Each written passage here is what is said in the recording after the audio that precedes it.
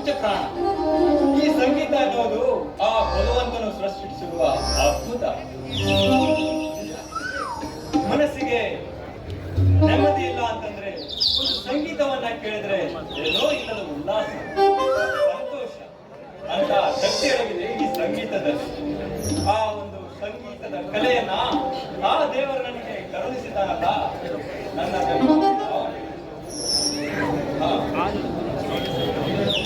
ಒಂದು ತಿಂಗಳಿಂದ ನಾನು ಈ ಊರಲ್ಲಿ ಇರಲಿಲ್ಲ.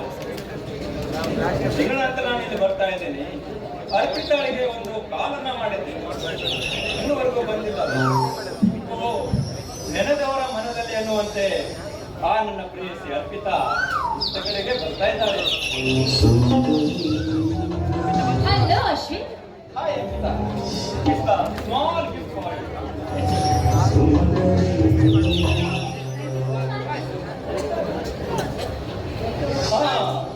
ಏನ್ ನಮ್ಮ ಯುವರಾಣಿಯವರು, ನಾನು ಒಂದು ಕಾಲ್ ಮಾಡಿದ್ದೆ ತಡ, ಅವಸರವಾಗಿ ಪಾರ್ಕಿನತ್ತ ಓಡಾಡ್ಸ್ಕೊಂಡು ಬಂದಿದ್ದೀರಲ್ಲ, ಏನ್ ವಿಷಯ? ಹೋನಪ್ಪ ಪುಣ್ಯಾತ್ಮ, ನೀನಂತೂ ಊರ್ ಬಿಟ್ಟು ಒಂದು ತಿಂಗಳಾಯ್ತು.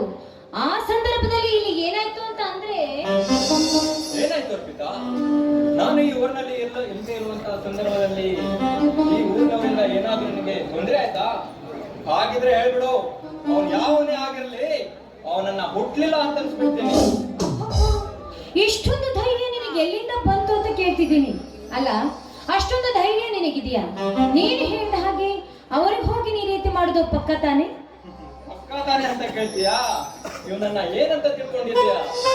ನಾನು ಒಂದ್ಸಲ ಮಾತು ಕೊಟ್ರೆ ಮುಗೀತು, ನಿಮಿಷ ಮಾತೇ ಇಲ್ಲ. ಅದು ತಲೆ ಕಡಿಯೋ ವಿಷಯವಾದ್ರೂ ಸರಿ, ಅದಕ್ಕೂ ಸರಿ ಮಾಡೇ ಬಿಡ್ತೀನಿ. ನೀನ್ ಹೂ ಅನ್ನೋ ಆ ಕಳ್ಳ ಮಗ ಯಾರಂತ ನಿನ್ನ ಈ ರೀತಿ ಮಾಡಿದ್ದು ಅಂತ. ಸರಿ ಸರಿ, ಹಾಗಾದ್ರೆ ಆ ಹೆಸರನ್ನ ಖಂಡಿತವಾಗ್ಲೂ ಹೇಳ್ತೀರಿ. ನೀನು ಹೇಳಿದ ಹಾಗೆ ಹೋಗಿ ಅವರಿಗೆ ಶಿಕ್ಷಣ ಕೊಟ್ಟು ಬರ್ಬೇಕು. ಅವರು ಬೇರೆ ಯಾರು ಅಲ್ಲ, ನಮ್ಮ ಮನೆಯಲ್ಲೇ ಇರ್ತಾರೆ. ಅವರೇ ನಮ್ಮ ತಂದೆ ಕಾಳಿಂಗರಾವ್. ಕಾಳಿಂಗ ಮಾವನ? ಅದೇ ನಮ್ಮ ತಂದೆನೆ. ಯಾಕೆಂದ್ರೆ ನೀವು ಅವರನ್ನ ಮಾವ ಎನ್ನುವ ಹಾಗಿಲ್ಲ. ಅರ್ಥ ಆಯ್ತಾ? ಅರ್ಥ ಆಗಿಲ್ಲ ಅಂದ್ರೆ ಅರ್ಥ ಮಾಡ್ಕೋ ಅಶ್ವಿನ್, ಅರ್ಥ ಮಾಡ್ಕೋ. ಅರ್ಥ ಆಯ್ತು. ನಿಮ್ಮ ಅಪ್ಪನಿಗೆ ನಿನ್ನನ್ನು ನನ್ನೊಂದಿಗೆ ಕೊಟ್ಟು ಮದುವೆ ಮಾಡುವ ಆಸೆ ಇಲ್ಲ, ಅದಕ್ಕೆ ಅವನು ಬಹಳ ವಿರೋಧಿಸ್ತಾನೆ ಅನ್ನೋದು ನನಗೆ ಅರ್ಥ ಆಯ್ತು. ಹೌದು ಅಶ್ವಿನ್, ನನ್ನ ವಿಷಯದಲ್ಲಿ ನಮ್ಮ ತಂದೆಯವರು ಯಾವ ನಿರ್ಧಾರವನ್ನು ತೆಗೆದುಕೊಳ್ತಾ ಇದ್ದಾರೋ ನನಗೊಂದು ಅರ್ಥ ಆಗ್ತಿಲ್ಲ. ಮೇಲಾಗಿ ಇದ್ಯಾವುದೋ ಒಂದು ಗೋಜಿಗೆ ಬಿದ್ದವರಂತೆ ವರ್ತಿಸ್ತಾ ಇದ್ದಾರೆ. ಮೇಲಾಗಿ ನನ್ನ ಅತ್ತಿ ಮಗಳ ಚೇತನೊಂದಿಗೆ ನನ್ನ ಕೊಟ್ಟು ನನ್ನ ಮದುವೆ ಮಾಡ್ಬೇಕಂತ ಡಿಸೈಡ್ ಕೂಡ ಮಾಡಿದ್ದಾರೆ. ನೋಡು, ಹೆತ್ತವರು ಅಂದ್ಮೇಲೆ ಹಾಗೆ ತಾನೇ, ಹುಟ್ಟಿದಂತ ಮಕ್ಕಳಿಗೆ ಒಳ್ಳೆ ಮನೆತನದಲ್ಲಿ ಸೇರಿಸಬೇಕು ಅನ್ನೋದು ಅವರ ಆಸೆ. ಹುಡುಗಿ ಆದ್ರೆ ಅವನಿಗೆ ವಿದ್ಯಾವಂತನೋ ಶ್ರೀಮಂತನೋ ಕೊಟ್ಟು ಮದುವೆ ಮಾಡಿಸೋ ಆಸೆ. ಹುಡುಗ ಆದ್ರೆ ಒಳ್ಳೆ ಶ್ರೀಮಂತಿಕೆ ಹೆಣ್ಣನ್ನು ತನ್ನ ಮನೆ ತಿಳಿಸ್ಕೊಳ್ಬೇಕು ಅಂತ ಆಸೆ. ಈ ರೀತಿ ಅವ್ರು ಯೋಚಿಸ್ತಿರೋದು ಸ್ವಾಭಾವಿಕ ತಾನೇ. ನೀವು ಹೇಳೋದು ನಿಜ ಇದೆ, ಆದ್ರೆ ನೀ ತಿಳಿದುಕೊಂಡ ಹಾಗೆ ನನ್ನ ತಂದೆ ಸರಿ ಇಲ್ಲ. ತಾನು ಹೇಳಿದ ಹಾಗೆ ನಡಿಬೇಕೆನ್ನೋ ಕ್ರೂರ ವ್ಯಕ್ತಿ ಅವರು. ಪರವಾಗಿಲ್ಲ ಬಿಡು, ಅವನು ಏನೇ ವಿಚಾರ ಮಾಡಿದ್ರು ಇದನ್ನೆಲ್ಲ ನಿರ್ಧರಿಸಿ ಮೇಲೆ ಒಬ್ಬ ಇದ್ದಾನೆ. ಅವನು ಸೂತ್ರಧಾರ, ಅವನು ಪಾತ್ರಧಾರಿ. ಅವನು ಆಡಿದಂತೆ ನಾವು ಆಡ್ಬೇಕಷ್ಟೇ. ಅವನ ಹಣೆ ಬರದಲ್ಲಿ ನೀನು ನಾನು ಗಂಡ ಹೆಂಡತಿ ಅಂತ ಬಂದಿದ್ರೆ ಅದು ನಿಮ್ಮ ಅಪ್ಪ ಅಲ್ಲ, ಅವ್ರ ಅಪ್ಪ ಬಂದು ತಪ್ಪಿಸ್ಲಿಕ್ಕೆ ಸಾಧ್ಯನೇ ಇಲ್ಲ. ನೋಡು, ನಿನ್ನ ತಲೆಯಲ್ಲಿ ಏನು ಯೋಚನೆ ಮಾಡಿದ್ರೆ ಎಲ್ಲ ಕೆಟ್ಟ ಯೋಚನೆಗಳನ್ನ ಬಿಟ್ಟು ಒಳ್ಳೆ ಸ್ಮೈಲ್ ಅನ್ನ ಕೊಟ್ಟು ಅಶ್ವಿನ್,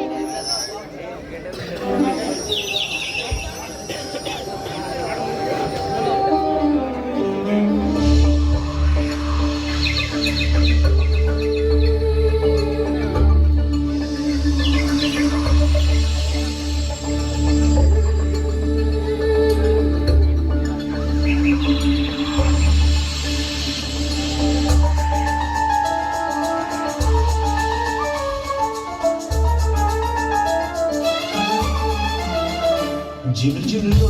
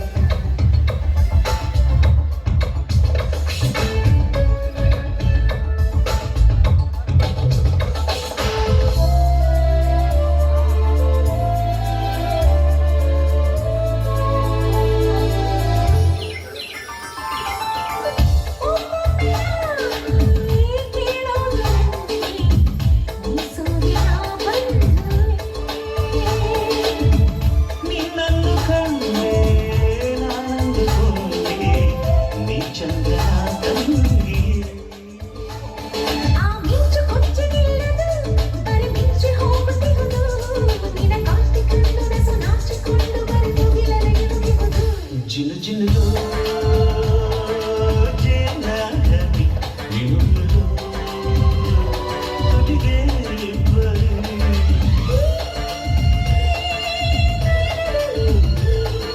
ಸಾರಾತಿ ಸಾಪ್ರೀತಿ ನಲಿಯುವೆ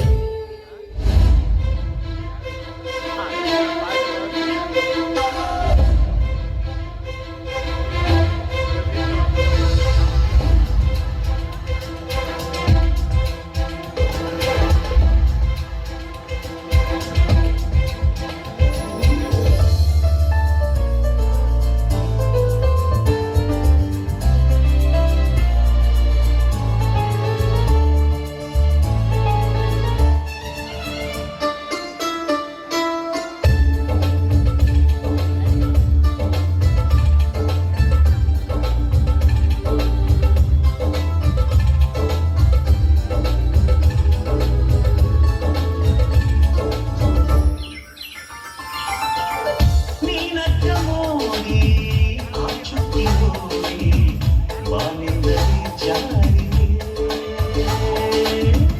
ಆಮೇಲೆ ಮೋಡ ಬೆಳಕಿ ಮೋಡ ನಿನ್ನ ನೋಡಿ ನಿಂತಿದೆ ಆ ಚೈತ್ರ ಚಿತ್ರ ಬರೆದು ಆ ಚಿತ್ರ ಜೀವ ತಳೆದು ಇದೇ ಭೂಮಿಯಲ್ಲಿ ಹಸಿರನ್ನು ಚೆಲ್ಲಿ ಹರ್ಷವ ಹರಡಿತು ದಿನ ದಿನ ಜೀನ ದಿನ ದಿನ ತುಟಿಗೆ ಬನ್ನಿ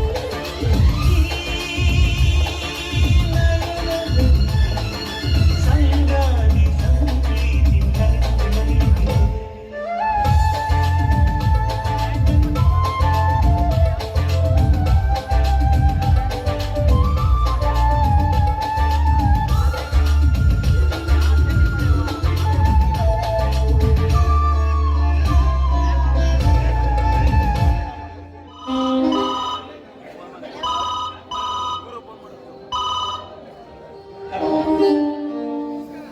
ಹಾ ಓಕೆ ಸರ್ 10 ಮಿನಿಟ್ಸ್ ಅಲ್ಲಿ okay no issue sir I will come back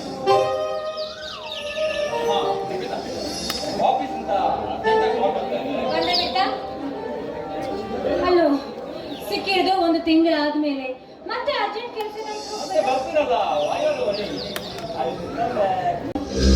ಒಟ್ಟು